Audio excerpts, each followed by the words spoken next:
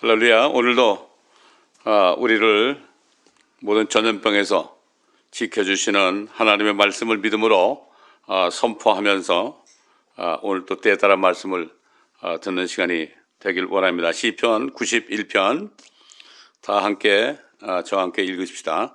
지극히 높으신 분의 은밀한 곳에 거하는 자는 전능하신 분의 그늘 아래 살리로다. 내가 주에 관하여 말하기를 그는 나의 피난처시며 나의 요새시요 나의 하나님이시니 내가 그를 신뢰하리라 하리로다. 참으로 그가 너를 새 사냥꾼의 덫과 지독한 전염병에서 건져내시리라. 그가 너를 자기 깃털로 덮으시리니 네가 그의 날개 아래 피하리로다. 그의 진리가 너의 작은 방패와 큰 방패가 되리니 네가 밤의 공포나 낮에 날아가는 화살이나 어둠 속에서 만연하는 전염병이나 백주에 황폐케 하는 멸망을 두려워하지 아니하리로다. 1000명이 네 옆에서 10,000명이 네 오른편에서 쓰러질 것이나 그것이 네게는 가까이 오지 못하리라. 오직 네가 네 눈으로 보게 되리니 악인의 보응을 보리로다. 네가 나의 피난처이신 주 곧 지극히 높으신 분을 네 처소로 삼았으므로 어떠한 재앙도 네게 닥치지 못하며 어떠한 전염병도 네 장막에 가까이 가지 못하리라. 이는 그가 너를 위하여 자기 천사들에게 명하시어 너의 모든 길에서 너를 지키게 하실 것임이라. 그들이 그들의 손으로 너를 받들어 네 발이 돌에 부딪히지 않게 할 것이요 네가 사자와 독사를 밟으며 젊은 사자와 용도 발로 짓밟으리로다. 그가 나를 사랑하였으므로 내가 그를 구해낼 것이며 그가 나의 이름을 알았으므로 내가 그를 높이리라. 그가 나를 부르리니 내가 그에게 응답하리라. 고난 중에 내가 그와 함께 할 것이며 내가 그를 구해내고 그를 영화롭게 하리라. 내가 장수로 그를 만족케 하여 내 구원을 그에게 보이리라. 아멘. 자, 오늘 우리에게 주신 말씀은 에베소서 4장 30절부터 5장 11절까지 보겠습니다. 에베소서 4장 다 찾으시겠습니다. 에베소 4장 30절부터 보겠습니다. 다 찾으세요. 하나님의 거룩한 영을 슬프게 하지 말라. 너희가 그로 인해 구속의 날까지 인치심을 받았느니라. 모든 신랄함과 분개와 분노와 고함 지르는 것과 욕설을 모든 악의와 함께 너희로부터 버리라. 너희는 서로 친절하고 다정다감하며 서로 용서하되 하나님께서 그리스도를 위하여 너희를 용서하신 것 같이 하라. 자, 5장 이제 1절 넘어갑니다. 그러므로 너희는 사랑받는 자녀들로서 하나님을 따르는 자가 되라. 그리스도께서 우리를 사랑하시어 우리를 위하여 자신을 하나님 앞에 향기로운 냄새를 내는 제물과 희생으로 드린 것 같이 너희도 사랑 안에서 행하라. 음행과 온갖 더러운 것과 탐욕은 너희 가운데서 이름조차 부르지 말라. 이것이 성도들에게 합당하니라. 또 음탕함과 어리석은 말이나 농담은 합당치 아니하니 오히려 감사를 피하라.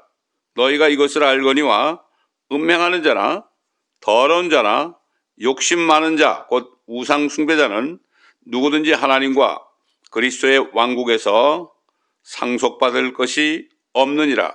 아무도 너희를 헛된 말들로 속이지 못하게 하라. 이는 이런 일들 때문에 하나님의 진노가 불순종의 자녀들 위에 임하기 때문이니라.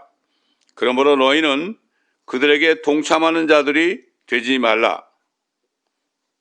너희가 한때는 어둠이었으나 이제는 주 안에서 빛이니 빛의 자녀들로서 행하라. 8절까지 봤습니다.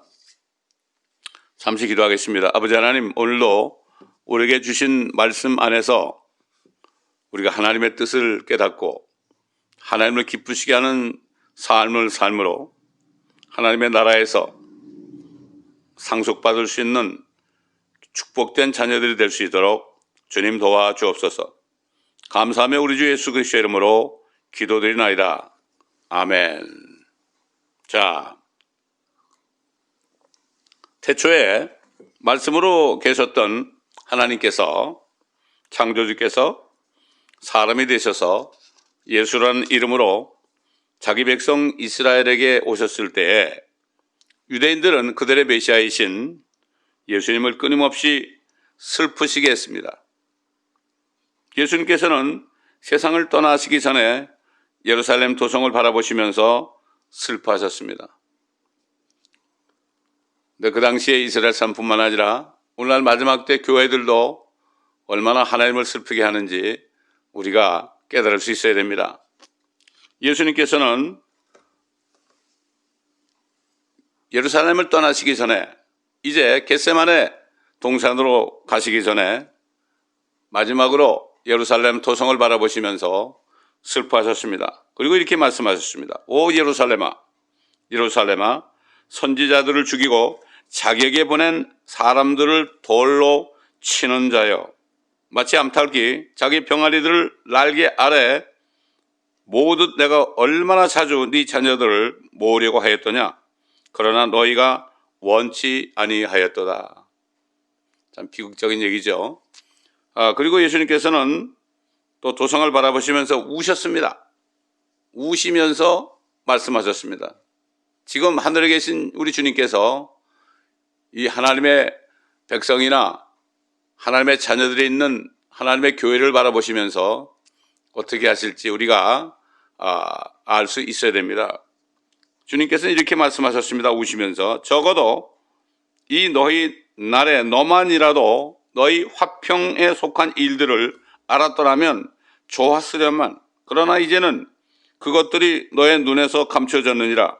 그날이 너에게 임하리니 그때에는 네 원수들이 너희 주위의 방벽을 쌓고 너를 포위하여 사방에서 가두리라. 또 그들은 너를 땅에 내어 치리니 네 안에 있는 네 자식들까지라. 그리고 그들은 너에게 돌 위에 돌 하나도 남겨두지 아니하리라. 이는 너를 감찰하는 때를 네가 알지 못하기 때문이라. 이렇게 말씀했어요. 누가복음 19장 42절로 44절에 이렇게 말씀했습니다. 당시 유대인들은 하나님께서 택하신 민족이었지만 다른 이방 민족들처럼 오늘 본문에 있는 것처럼 허망한 마음으로 행하였고 그들의 마음의 완감 때문에 그들 안에 있는 무지를 통해서 하나님의 생명에서 멀리 떨어져 있었습니다. 또한 그들의 명철은 어두워졌습니다. 그들은 깨닫지 못했단 말이죠. 영적인 감각을 상실해서 방탕에 내어주어 욕심으로 모든 불결한 일들을 행하고 있다가 결국 예수 그리스도 그들의 메시아를 처절하게 박해하고 십자가에 못 박아 죽였던 것입니다. 그렇기 때문에 지금 누가복음 19장에 있는 말씀은 그들이 메시아를 죽였습니다. 그렇기 때문에 이제 앞으로 이제 기원 70년이죠. 수십 년 지나면은 하나님께서 그 로마의 디도 장군을 보내서 예루살렘 성전뿐만 아니라 예루살렘 전체를 돌 위에 돌 하나 남지 않게 다 무너뜨리라. 그대로 이루어졌습니다. 그래서 서기 70년 이후로 이스라엘 민족들은 온 세계에 흩어져서 지금까지도 유리방황하고 있습니다. 물론 소수만이 1948년에 고토로 돌아갔죠. 그러나 아직도 4분의 3 정도 되는 유대인들은 온 세계에 흩어져서 살고 있는 것을 우리가 눈으로 볼 수가 있고 알 수가 있는 것입니다. 그들이 메시아를 죽였을 때 이렇게 하나님의 심판이 임했습니다. 결국 하나님을 슬프게 했기 때문에, 우리 주님을 슬프게 했기 때문에 이런 일이 그들에게 벌어졌습니다. 그래서 모세 오경뿐만 아니라 많은 선지서들을 통해서 앞으로 대환란 때 그들이 엄청난 적그리스도 치하에서 박해를 받을 것을 예언했습니다. 뭐 다니엘서라든가 또 예레미야서라든가 또 스가랴서라든가 요엘서라든가 에스겔서라든가 이런 수많은 그 선지서들을 통해서 특별히 그 예레미야 애가서를 보게 되면은 앞으로 그들이 대환란에 넘겨져서 그 야곱의 고난의 때 대환란에 넘겨져서 엄청난 고통을 받을 것을 미리 예언했고 그 일은 앞으로 분명하게 이루어질 것입니다. 뿐만 아니라 하나님의 마음, 성령을 슬프게 하고 있는 타락한 지금 기독교계 하나님의 교회라고 일컫는 그러한 사람들까지도 그들이 얼마나 하나님의 성령을 슬프게 하고 있습니까? 성령이 오신 것은 그리스도를 증거하게 하려 오신 것입니다. 예수만이 그리스도다. Jesus is the Christ. 예수님만이 유일한 구세주다. 이것을 증거하라고 성령님이 오셨는데 다른 종교에도 구원이 있다는 이 엄청난 불경죄를 지금 짓고 있는 것입니다. 그래서 결국은 그 로마 가톨릭을 중심으로 이렇게 종교 통합이 이미 이루어졌죠. 이게 요한계시록 17장 18장 가보면은 그 무리들이 결국 큰 바벨론이 되어서 거짓 선지자가 되어서 나타날 적그리스도를 도와서 그의 우상도 만들고 또 짐승의 표도 만들어서 사람들로 하여금 경배하고 그 짐승의 표를 받게 하는 이러한 일이 벌어진단 말이죠. 그렇기 때문에 정말 지금이야말로 이 마지막 때야말로 하나님의 거룩한 영을 슬프게 해서는 절대로 안 되는 겁니다. 여러분은 어떻습니까? 여러분이 예수 그리스도를 영접하고 성령께서 여러분 안에 내주하신다면은 하루하루 생활 속에서 성령님을 슬프게 하고 있습니까? 그렇지 않으면 기쁘게 하고 있습니까? 자, 그래서 사도 바울은 예수 그리스도를 믿어서 구원받아 성령을 받은 그리스도인들을 향해서 그들의 영 안에서 새롭게 되라. 그리고 의와 거룩함 안에서 창조된 새 사람 예수 그리스도를 입음으로써 거짓을 버리고 각자 자기 이웃인 성도들과 더불어 진리를 말하며 이렇게 하라고 권면했습니다. 또는 온갖 죄들을 짓지 않고 그럼으로써 마귀에게 절대로 틈을 주어서는 안 된다. 이렇게 권면하는 경고의 말씀을 주었습니다. 또한 그는 성령을 받은 성도들에게 아주 중요한 말을 했습니다. 그들 안에서 내주하시는 하나님의 거룩한 영이신 성령님을 슬프시게 하지 말라. 이렇게 권면했습니다. 왜 그런가 하면은 그 이유에 대해서 그들 안에 내주하시는 성령님은 그로 인해 구속의 날까지 인치심을 받았기 때문이다. 예수님을 믿고 구원받아서 성령께서 안에 들어가서 내주하시는 사람은 하나님께서 씨를 했습니다. 봉함을 했다면 인쳤다는 것은 씨를 했다는 얘기죠. 그래가지고 성령님께서 안에 계속 계십니다. 비록 여러분이 성령님을 슬프게 할지라도 성령님은 떠날 수가 없습니다. 인침을 받았기 때문에 결국 그 그리스도의 영 하나님의 성령은 하나님의 자녀들이 주님이 오실 때 나타나는 날에 그 몸을 벗어버리고 새 몸을 입은 몸의 구속의 날까지 인치심을 해주셨다. 이것을 우리가 분명히 알아야 됩니다. 그렇기 때문에 절대로 우리 안에 계신 성령님을 슬프게 해서는 안 됩니다. 성령으로 인치심을 받은 하나님의 교회에 속한 지체들에게 주신 은혜야말로 유대인들과 이방인들에게 주신 은혜와는 비교할 수 없는 큰 은혜입니다. 어떻게 하나님께서 성령께서 그리스도께서 구원받은 사람 안에 계시는지 이거야말로 큰 은혜입니다. 그래서 이제 그렇게 구원받은 사람은 하나님의 교회는 이미 예수 그리스도와 성령으로 한 몸이 되어서 예수님과 약혼한 사이입니다.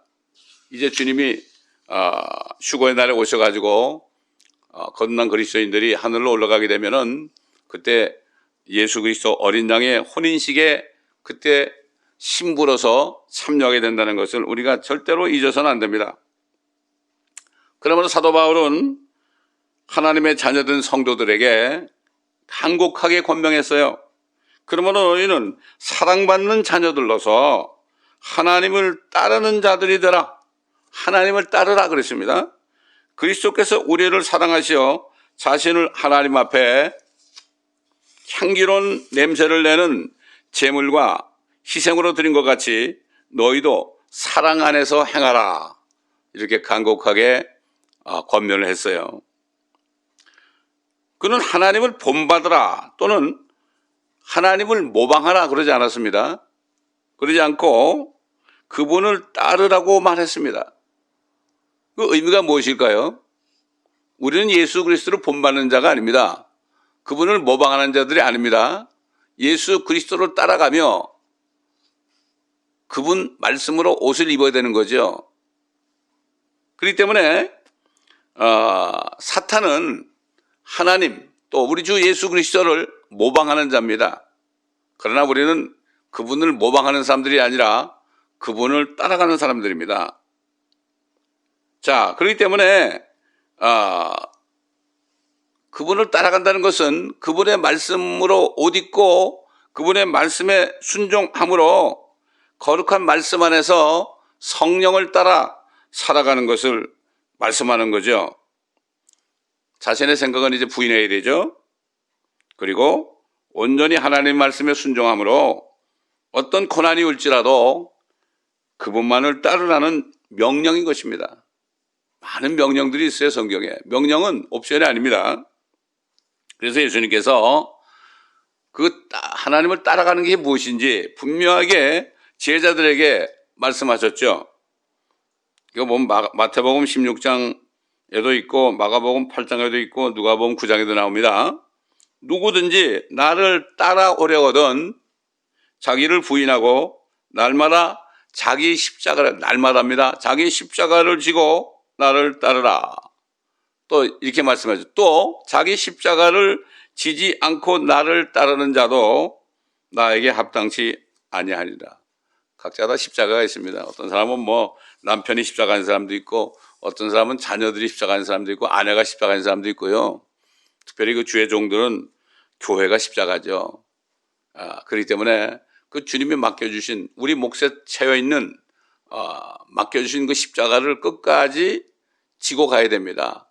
그 십자가를 이제 내려놓고 멸관과 바꾸는 거예요. 찬송가에 그 잠시 세상에 내가 살면서 항상 찬송 부르다가 그러다 마지막에 보면 뭐라 그랬죠? 천국문에 들어가 세상짐을 내려놓고 이렇게 돼 있지만은 세상짐이 아니고 십자가를 내려놓고 십자가와 면류관을 바꾼다고 그랬어요. 십자가를 내려놓고 빛난 면류관 받아 쓰고 그와 함께 다스리래. 이게 거듭난 하나님의 자녀들의 그 축복은 이루 말할 수 없어요. 주님과 다스리는 그러한 축복을 주신 거죠. 면류관이 뭡니까? 면류관은 왕관이죠. 그 왕관은 왕이 된 사람들에게 주는 겁니다. 아무나 주는 게 아니죠. 십자가를 끝까지 지고 주님을 따라가는 사람. 그 십자가를 지고 주님을 끝까지 따라간 사람의 아주 모범 샘플이 된 사람이 누굽니까? 우리가 잘 아는 사도 바울이죠. 사도 바울이 이렇게 얘기했어요. 그러므로 내가 그리스도를 위하여 약한 것들과 모욕과 궁핍과 박해와 공경을 기뻐하노니 이는 내가 약할 때 곧 내가 강함이라. 참 저는 목회를 하면서 이 사도 바울이 주신 말씀이 진리라는 걸 정말 깨닫지 않을 수 없습니다. 지나고 나니까 마찬가지입니다. 참 십자가를 지고 주님을 따라가며 이 목회를 하는 과정에 약하게 되기도 하고 모욕도 많이 받습니다. 또 궁핍하기도 하고 박해와 공경이 뒤를 이었습니다. 그러나 사도 바울의 고백처럼 내가 약할 때 곧 내가 강함이라. 우리 육신의 힘이 약할 때 그럴 때 영적인 그리스도의 능력이 임하는 겁니다. 이 진리를 바로 깨달아야 돼. 그래서 사도 바울은 이 5가지 약함과 모욕과 궁핍과 박해와 공경을 그리스도를 위하여 내가 기뻐한다 그랬습니다. 그 모든 것들은 뭡니까? 5가지가 뭡니까 이게? 이거를 내려놓고 면류관으로 바꾸는 거 아니겠습니까? 자, 그가 로마에 있는 성도들에게 편지할 때 그리스도를 따라가는 것이 어떤 것인지 분명하게 또 증거했습니다. 로마서 8장 13절로 14절 보면은 그가 이렇게 말씀했죠. 너희가 육신을 따라 살면 죽을 것이나 성령을 통하여 몸의 행실을 죽이면 살리라.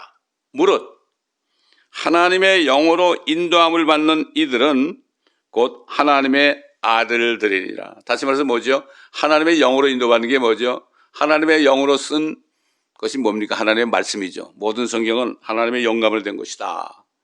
하나님의 영으로 인도받는다는 건 뭐죠? 하나님의 말씀을 따라가는 겁니다. 옛날 다윗이 뭐라고 그랬습니까? 주의 말씀은 내 발의 등불이요 내 길의 빛이니이다. 그런 말씀을 따라갔습니다. 좌로나 우로나 치우치지 말고 항상 하나님의 말씀을 따라가는 게 바로 성도들의 삶이에요. 요즘 뭐 한국을 포함해서 미국이나 온 세계가 지금 난리가 났습니다. 불법의 신비가 아주 충만해 있습니다. 그렇기 때문에 정말 이 어려운 때에 우리가 어떻게 살아야 되겠습니까? 우리는 좌로나 우로 치우치면 안 됩니다. 뭐 좌파다 우파다 이게 중요한 게 아닙니다. 하나님의 자녀들은 오직 하나님의 말씀 좌로나 우로나 치우치지 말고 하나님의 말씀 안에 끝까지 거해야 됩니다. 이거 굉장히 중요한 겁니다. 이 세상이 어떻게 돌아가는 것에 대해서 내가 앞으로 어떻게 될까 염려하지 말고 주님만을 신뢰하며 피난처이신 주님을 바라보면서 끝까지 말씀 안에 거하면서 말씀에 순종해야 됩니다. 이 사람이 참 하나님이 기뻐하시는 자녀들 아니겠습니까? 자, 여러분, 그 사도 바울은 자신이 거듭나서 성령을 받은 후에 상당히 어려움을 겪었다고 간증한 것을 우리가 들을 수 있어요. 여러분 잘 아시는 말씀입니다. 육신으로 살았는데 성령이 들어오시니까 또 다른 자기가 안에 있는 거죠. 상당히 갈등이 생겼어요. 거기에 대해서 우리가 잘 아는 말씀이지만 다시 한번 여러분이 들어보면 여러분들도 이와 같은 그러한 경험을 했을 겁니다. 로마서 7장 19절로 24절에 보면 이렇게 증거했어요. 내가 원하는 선은 행하지 않고 원치 않는 악을 행하는도다. 이제 만일 내가 원치 않는 것을 행하면 그것을 행하는 것은 더 이상 내가 아니요 내 속에 거하는 죄니라. 결국 육신 안에 있는 죄 때문에 그런다는 얘기죠. 그리하여 내가 한 법을 발견하노니 그것은 내가 선을 행하고자 할 때 악이 나와 함께 있다는 것이라. 내가 속사람을 따라 거듭난 혼이죠. 거듭난 영혼이죠. 속사람을 따라 하나님의 법을 즐거워하나 내 지체들 속에 있는 또 하나의 법이 육신 안에 있는 거죠. 또 하나의 법이 내 생각의 법과 싸워 나를 내 지체들 속에 있는 죄의 법에게로 사로잡아 오는 것을 보는도다. 나는 비참한 사람이로다.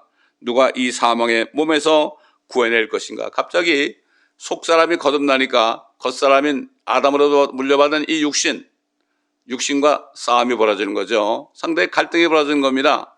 이 영적인 전쟁이 시작되는 거죠. 이와 같이 사도 바울처럼 구원받은 후의 모든 성도들이 겪게 되는 영적인 갈등을 통해서 진리의 지식을 깨달아야 됩니다. 비록 예수 그리스도의 보혈을 통하여 옛사람, 즉 몸 안에 있는 모든 죄들, 몸 안에 있는 모든 죄들이 뭘까요? 마가복음 7장에 보면은 13가지의 죄들이 사람 마음속에 있다고 그랬죠. 우리 육체 안에 있는 겁니다. 마가복음 7장에 나옵니다. 그 죄들을 용서를 받았어요. 이미 용서를 받았습니다. 죄가 제거됐습니다. 영적으로. 그런데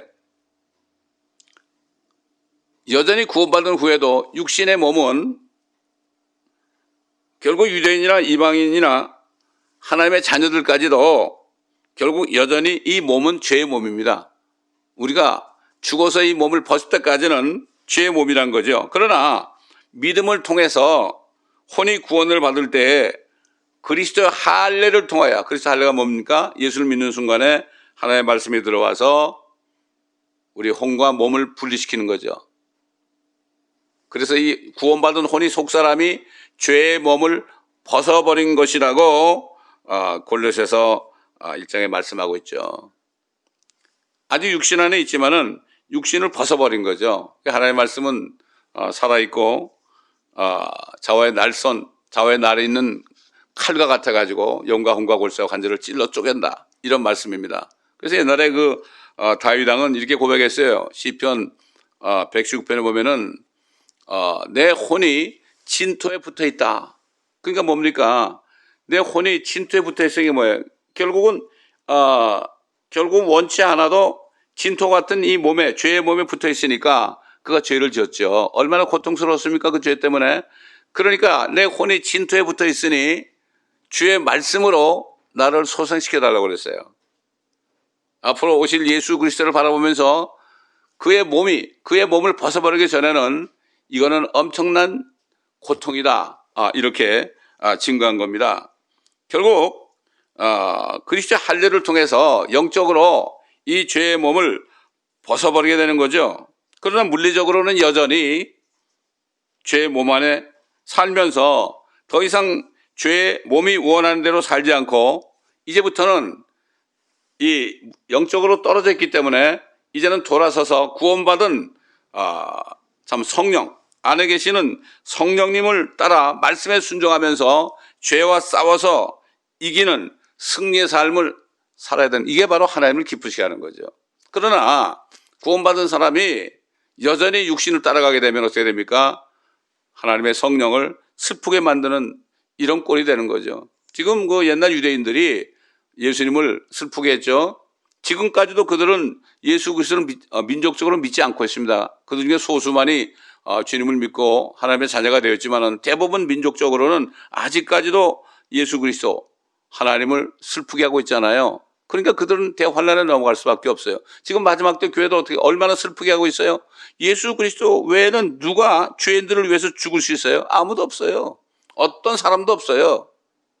유명한 어떤 가수가 세상의 왕이나 대통령 중에서 국민을 위해서 죽은 사람이 하나도 없다고 그런 얘기했지만은 오직 모든 사람, 죄인들을 위해서 죽으신 분은 한 분밖에 없죠.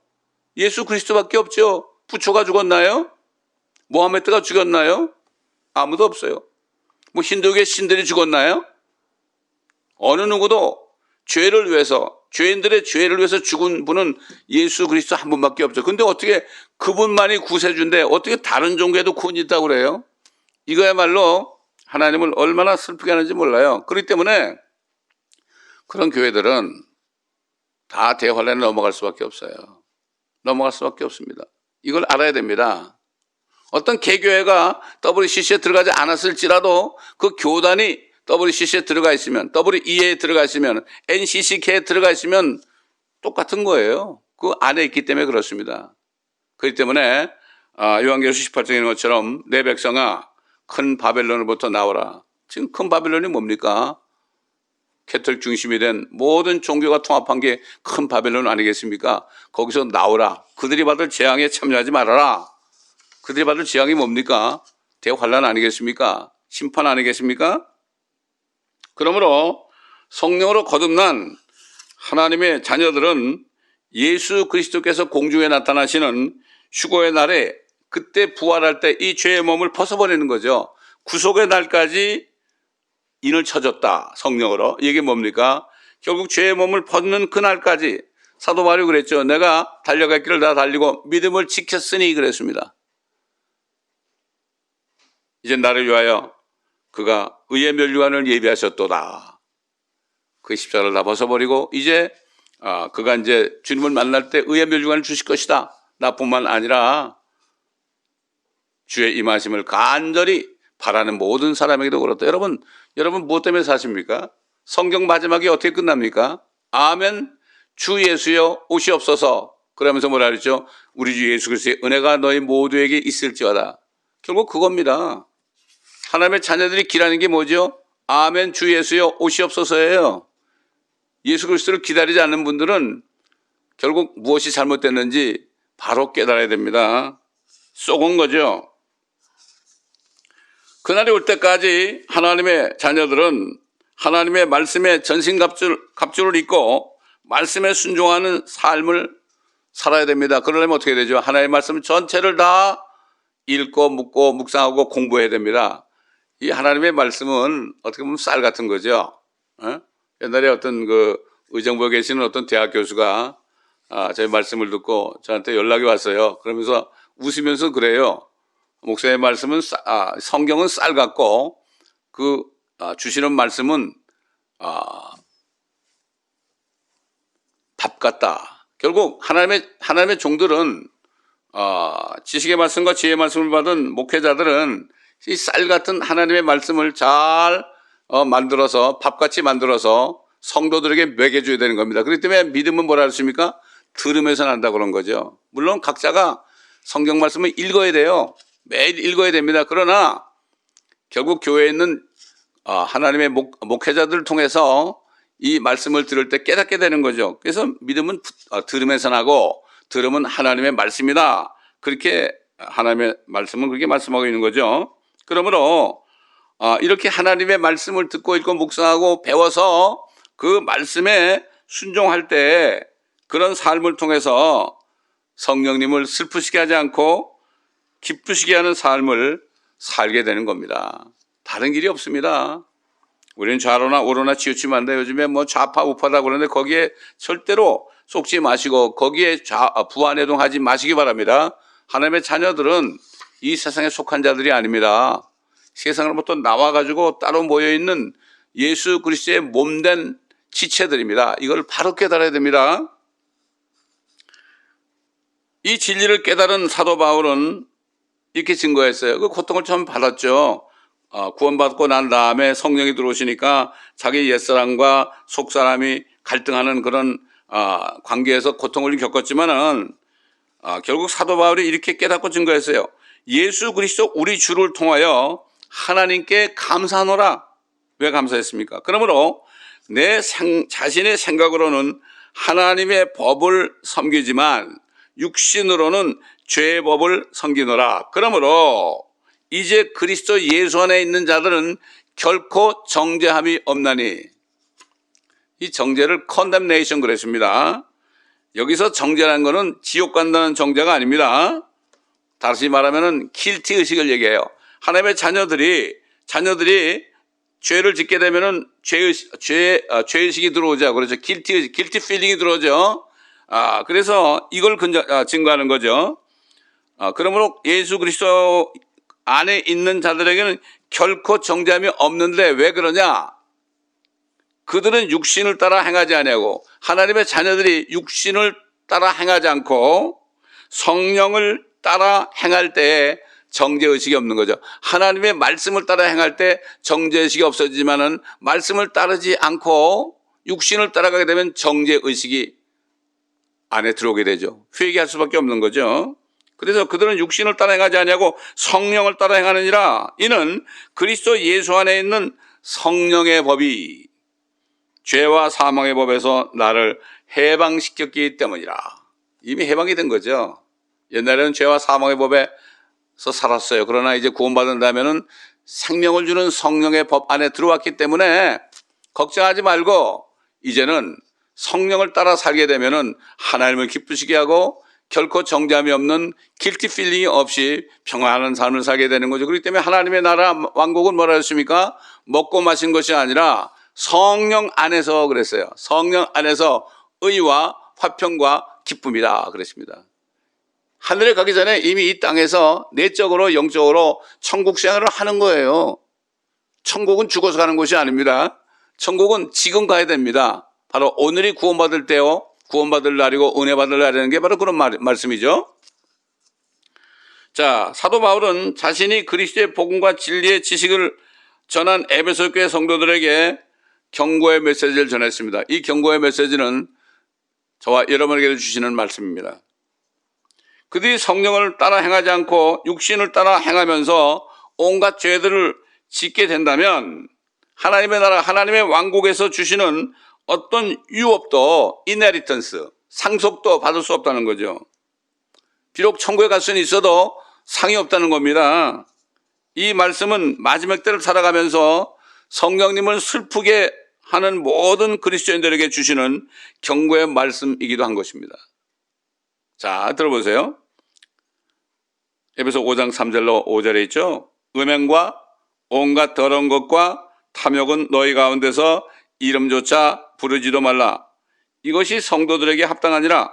또 음탕함과 어리석은 말이나 농담은 합당치 아니하니 오히려 감사를 표하라. 너희가 이것을 알거니와 음행하는 자나 더러운 자나 욕심 많은 자 곧 우상 숭배자. 여러분 골로새 3장 5절에 뭐라 그랬죠? 탐심이 우상 숭배다. 뭘 탐하면 안 됩니다. 음식을 너무 탐해도 안 되고요. 돈을 너무 탐해도 안 되고요. 육신의 정욕을 탐해도 안 되고요. 탐하는 거 십계명도 나오죠. 결국 욕심 많은 자 곧 우상 숭배자는 누구든지 하나님과 그리스도의 왕국에서 상속받을 것이 없느니라. 자, 여러분 상속이 뭘까요? 하나님이 돈 몇 푼 주시겠습니까? 상속이 뭘까요? 지금 이 땅에 사는 동안에는 항상 죄산받은 속에서 평안함을 누리고 기쁨의 삶을 살 수 있죠. 이 땅에 사는 동안에 우리가 누린 상속이에요, 이게. 그러나 우리가 몸을 벗어버리고 하늘에 가게 되면 어떻게 됩니까? 그때 주는 상속은 뭐겠습니까? 만왕의 왕 만주에 주신 우리 주 예수 그리스도의 아내가 되는 게 뭐죠? 그분은 왕입니다. 왕. 하늘에 있는 것이나 땅에 있는 것이나 모든 만물 가운데 으뜸이 되시는 만왕의 왕 만주에 주시기 때문에 그분의 돕는 배필로서 받는 상속이 뭐겠습니까? 누가복음 19장에 나오는 것처럼 5 문화 남긴 사람, 2 문화 남긴 사람 각각 5골 다스리고 2골을 다스리는 권세를 줬죠. 그러나 아무것도 남기지 않은 사람은 악하고 게으른 종이라고 그랬죠. 그러나 지옥 가라는 얘기는 안 했어요. 뭐 슬프면 이를 갚는다는 얘기 안 했습니다. 그렇기 때문에 이 하나님이 주시는 이 유업은, 상속은 통치권을 얘기하는 거예요. 아까 얘기했지만은 찬송가에 내가 천국면에 들어가면 십자가를 내려놓고 멸류관을 받아가지고 주와 함께 다스리리 그랬죠. 찬송가 이렇게 있어요. 옛날 그리스도인들 17세기, 18세기, 19세기에 있던 그 그리스도인들은 그분들은 이걸 깨닫고 그런 찬송가도 만들었습니다. 찬송가에 얼마나 많습니까? 그런 말씀이. 그렇기 때문에 이 상속을 놓치면 안 돼. 아이 그거 뭐 나 안 받아도 돼. 나 그냥 천국만 가면 돼. 이거 천만의 말씀입니다. 여러분 이 땅에 살면서도 정말 비참하게 어렵게 살면은 얼마나 괴로워요. 그렇죠? 근데 영원 무궁토록 다른 사람은 통치권을 받아가지고 주님과 함께 통치하는데 아무것도 하지 못하고 그런 유혹을 받지 못하면 영원 무궁토록 수치를 당하는 거예요. 수치를 당하는 겁니다. 그렇기 때문에 우리는 정말 그리스도와 함께 새 예루살렘에 살면서 영원 무궁토록 온 우주 만물을 충만케 하는 게 뭐죠? 옛날 아담에게 모든 만물을 만들어 주셔가지고 그 만물을 통치하는 권세를 줬죠. 죄를 져가지고 통치권을 잃어버렸지 않습니까? 마찬가지예요. 마찬가지입니다. 주님이 주시는 통치권. 이제는 우리 아담의 자손이 아닙니다. 마지막 아담의 죄를 도만하신 마지막 아담의 자손으로서 살려주는 영을 받은 사람들로서 이제는 그분의 아내가 되면 어떻게 됩니까? 옛날 아담이 통치할 때 이브가 돕는 배필이 된 것처럼 마지막 아담 예수 그리스도가 온 천하 만물 하늘과 땅의 모든 권세를 가지고 통치하실 때, 그럴 때 그 모든 만물을 충만케 하실 때, 그럴 때 여러분이 돕는 배필이 되지 못하면 얼마나 부끄러운 구원이 되겠습니까? 그렇기 때문에 사도 바울도 고린도 교회 성도들에게 편지할 때 금과 은과 보석으로 짓는 사람이 있고, 그 다음에 나무와 집과 그루터기로 짓는 사람이 있다고 그랬죠. 첫 번째 세 가지는 타지 않는 겁니다. 이 땅에 사는 동안에 말씀에 순종함으로 이룬 모든 일들이죠. 그러나 그 2번째 3가지는 다 불타버리는 거죠. 하나님 말씀과 상관없이 쓸데없는 일한 사람들은 다 타버립니다. 우리는 그렇게 하나님의 말씀을 자세하게 공부하고 정말 사도 바울이 증거한 것처럼 규칙대로 경계하지 않으면 상을 받지 못합니다. 하나님의 말씀의 규칙대로 경계하지 않으면, 살지 않으면 아무리 무슨 일을 많이 해도요 상이 없습니다. 그렇기 때문에 요즘 그리스도인들 보면은 뭐 선교지에 무슨 건물 짓고 그런 데는 막 헌금을 막 합니다. 그런데 그런 거 하나도 안 하고 그저 불쌍한 영혼들 찾아다니면서 복음을 전해서 그들을 구원하고 그들을 양육해서 제자 만들고 이런 이런 곳에는 별로 상관이 없어요. 뭐 눈에 보이는 거에 대해서는 많이 합니다. 건축 헌금이나 이런 것들을 많이 하는데 정말 영혼들을 구원하는 그러한 일에는 투자하지 않습니다. 이게 속는 겁니다. 그래서 사도 바울은 뭐라 했습니까? 마지막 때 행해지고 있는 속임수에 대해서 이렇게 증거했죠.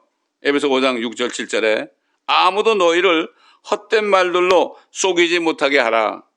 이는 이런 일 때문에 하나님의 진노가 불순종의 자녀들에게 임하기 때문이니라. 그러므로 너희는 그들에게 동참하는 자들이 되지 말라. 옛날 바리새인과 서기관과 사두개인들이 유대인들을 속였습니다. 예수를 믿지 못하게 했습니다. 마찬가지입니다. 오늘날도 현대판 바리새인과 서기관들과 그러한 자유주의자들, 사두개인들이 성도들을 속입니다. 속여가지고 그들의 삶이 엉뚱한 데 투자되도록 합니다. 그들의 시간도, 그들의 물질도, 그들의 몸도 쓸데없는데 투자하도록 합니다. 절대 속으면 안 됩니다. 우리는 사도 바울 선생만이 예수님께로부터 직접 이 은혜의 복음, 그리스도의 복음에 대해서 앞으로 받을 상급에 대해서 사도 바울에게 가르쳐줘 가지고 사도 바울을 통해서 히브리서까지 14편의 편지를 쓰게 한 것이 바로 우리 신약 성경의 대부분이 된 것입니다. 사도 바울 선생을 통해서 주신 이 메시지를 우리가 잘 깨달아야만 이 세상에서 헛된 삶을 살지 않고 하나님을 기쁘시게 하는 삶을 통해서 앞으로 하나님의 왕국, 하나님의 나라에서 영원무궁토록 상속을 받아서 그리스도와 함께 통치하는 또 모든 만물을 충만케 하는 이런 일에 쓰임받는 축복된 그리스도인들이 되는 것입니다. 그렇기 때문에 지금이야말로 WCC나 WEA나 NCCK 이건 완전히 큰 바벨론입니다. 여기에 속한 사람들은 다 나와야 됩니다. 그래가지고 이제는 정말 옛날 데이비드 윌커슨 목사님이 지금은 돌아가셨지만 그분은 뭐 뉴욕에 있을 때 그 맨하탄에서 말이죠. 마약 중독자들, 창녀들 이런 사람들 전도해가지고요. 아주 범죄 소굴인 그 맨하탄 그쪽에 중심지에 말이죠. 그 아파트를 사가지고 그 사람들이 전부 거기 살아가지고 그분이 돌아가실 때까지 타임스퀘어 처치, 타임스퀘어라고 들어보셨죠? 그 처치를 하셨던 분이에요. 그분이 뭐라는가 하면은 앞으로는 이제 모든 교회들이 지하교회가 돼야 될 것이다. 보이는 교회들은 다 타락해서 지하교회가 될 것이다. 이걸 깨달은 사람들이 소수의 사람들을 데리고 지하에서 또는 가정에서 하나님의 말씀을 가르치고 목회하는 이런 때가 된 것을 우리가 그 목사님의 예언을 통해서 또한 우리가 다시 한번 참고할 수가 있습니다. 오늘 이 말씀 속에서 저와 여러분은 정말 주님 오시는 날 정말 이제는 가까웠습니다. 미국이라는 나라도 이제는 어떻게 될지 모르는 상황이고 한국도 어떻게 될지 모릅니다. 왜냐하면 불법의 신비, 한국이 모든 좌파들이 언론을 다 장악한 것처럼 미국도 마찬가지입니다. 그렇기 때문에 이 마지막 때에 정말 이제 대통령 선거를 통해서 어떤 일이 벌어질지도 모릅니다. 그렇기 때문에 우리는 때가 다 된 것을 알고 정신을 바짝 차리고 끝까지 달려갈 걸 달 때까지 마음줄을 놓지 말고 영적인 전쟁에서 승리하여 하나님의 말씀에 온전히 순종함으로 주님을 만날 때 기쁨으로 영광스럽게 만나는 모든 분들이 되시기를 예수 그리스도의 이름으로 축원합니다. 감사합니다. 아버지 하나님, 오늘도 말씀을 통하여 우리에게 하나님의 거룩한 영을 슬프게 하지 말아라 하는 말씀을 주신 거 감사합니다. 이 마지막 때 이스라엘 민족들은 여전히 예수 그리스도를 슬프게 하고 성령을 슬프게 하고 있습니다. 또 교회들마저도 대부분의 교회들이 한국과 미국이나 온 세계 대부분의 교회들이 종교 통합에 대부분 다 연합하여 하나님을 슬프게 하고 있습니다. 앞으로 받을 대환란 때 그들이 받을 심판을 깨닫지 못하고 있습니다. 아버지 하나님, 이 말씀을 듣는 한 분 한 분 깨닫게 하시고 정말 주님 만날 준비하는 모두가 될 수 있도록 주님 한 사람 한 사람을 축복하시고 깨닫는 은혜가 있게 하여 주옵소서. 감사드리며 우리 주 예수 그리스도의 이름으로 기도드리나이다. 아멘.